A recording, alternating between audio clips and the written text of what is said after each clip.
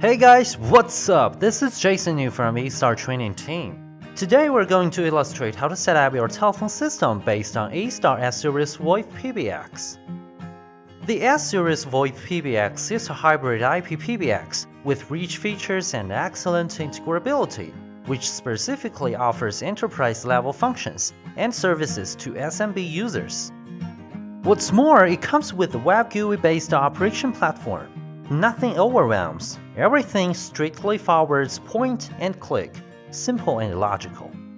By this video series, we will walk you through it step by step to show you how to set up your S-Series VoIP PBX, all the way from system preparation to call controls and maintenance.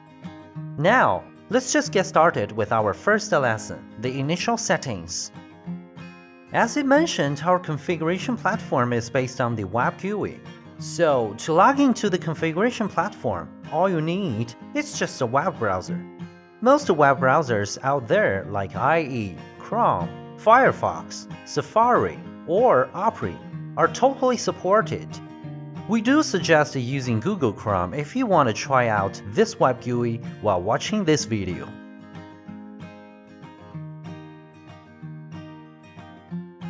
You can simply put in the IP address of the PBX to get access to it. All Yeastar products, including the S-Series VoIP PBX we're talking about in this session, come with the same default IP address, which is 192.168.5.150. The first step you're going to do is to change the IP address of the computer you're using currently to the same network segment 5. Here we take Windows 10 as an example to show you how to configure this. You could visit Internet settings simply by clicking on the Internet icon on your mission panel. Choose the Open Network and Sharing Center, and find the connection to the PBX. Right-click on it to choose Properties. The IP address setting is in the Internet Protocol version 4. You can change your IP address right over here.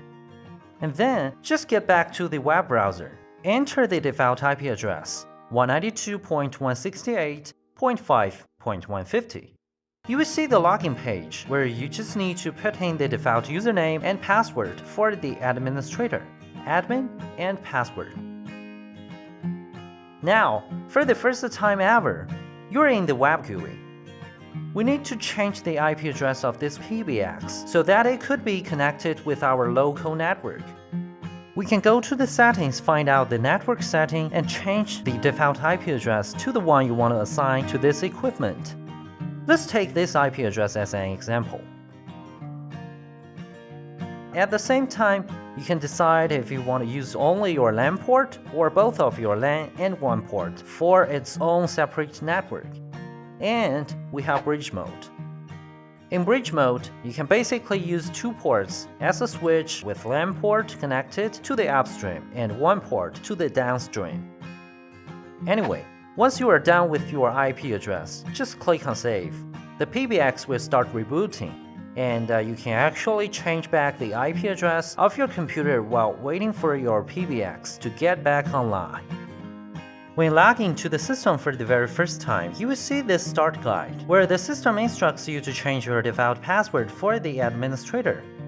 We suggest you to make a replacement with a complicated password to secure your system. If it takes a while for your decision, you could just click on Next and skip it. What's more, you can bind with an email address to your administrator account, which will be used to receive notification and alert sent by the system, as well as to find back your password. Put in the email address and move on.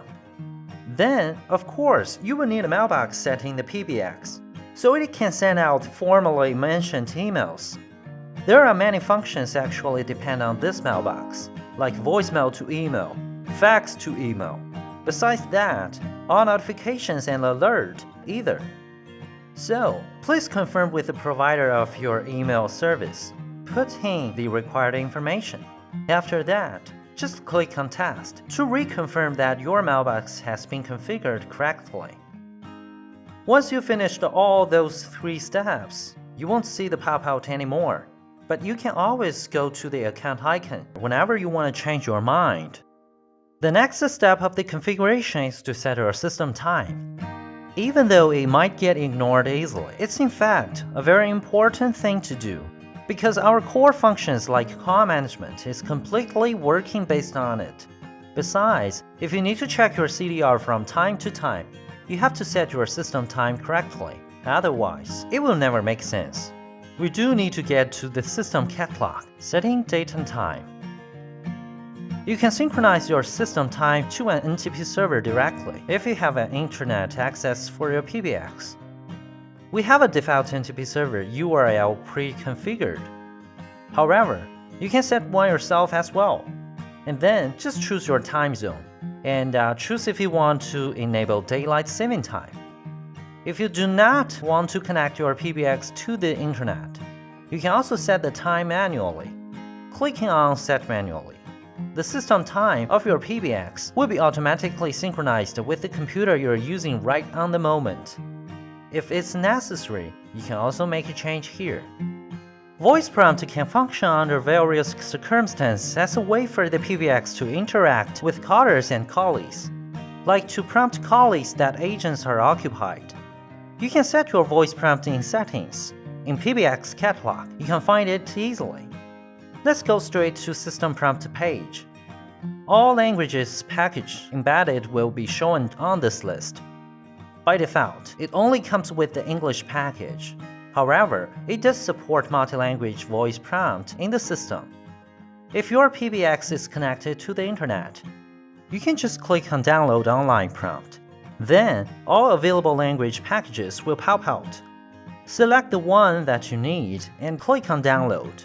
After that, you will see this language package has existed in the prompt list. You can choose one as the default voice prompt in your system.